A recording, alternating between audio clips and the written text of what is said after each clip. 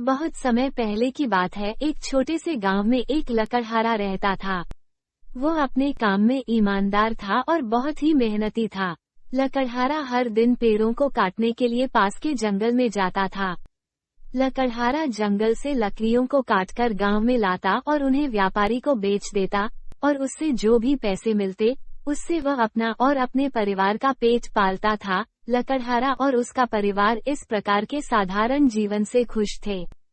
एक दिन लकड़हारा एक नदी के किनारे के पास एक पेड़ काट रहा था। उसी समय उसकी कुल्हाड़ी उसके हाथ से फिसलकर नदी में गिर गई। नदी बहुत गहरी थी। लकड़हारा अपनी कुल्हाड़ी को नदी में से नहीं निकाल सकता था। लकड़हारे के पास केवल एक ही कुल्हाड़ी थी जो नदी में गिर गई थी। लकड़हारा ये सोचकर बहुत चिंतित हो गया कि अब वह कैसे अपना और अपने परिवार का जीवन यापन कर पाएगा। वह बहुत दुखी था और उसने ईश्वर से प्रार्थना की। लकड़हारे ने सच्चे दिल से प्रार्थना की तो नदी में से एक देवी लकड़हारे के सामने प्रकट हुई और लकड़हारे से पूछा, क्या समस्या है मेरे बेटे? लकड़हारे ने समस्या बताई और देवी से अपनी कुल्हाड़ी वापस पाने का अनुरोध किया।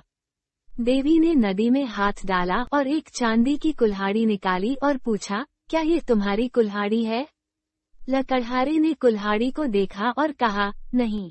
देवी ने अपना हाथ फिर से गहरे पानी में डाल दिया और एक स्वर्ण कुल्हाड़ी दिखाई और पूछा, क्या ये तुम्हारा कुल्हाड़ी है? लकड़हारे ने कुल्हाड़ी को देखा और कहा, नहीं। देवी ने कहा, एक बार फिर देखो बेटा, यह एक बहुत मूल्यवान स्वर्ण कुल्हाड़ी है। क्या तुम्हें यकीन है कि यह तुम्हारा नहीं है? लकड़हारे ने कहा, नहीं, यह मेरा नहीं है। मैं पेड़ों को सुनहरे कुल्हाड़ी से नहीं काट सकता। यह मेरे लिए उपयोगी नहीं है।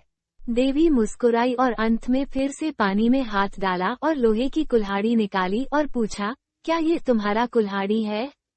इस पर लकड़हारे ने कहा, हाँ, यह मेरी है, धन्यवाद।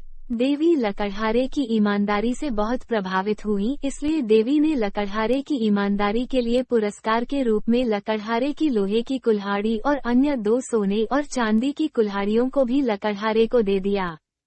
शिक्षा, हमेशा ईमानदार बनो, ईमानदारी आपका हमेशा साथ देगी।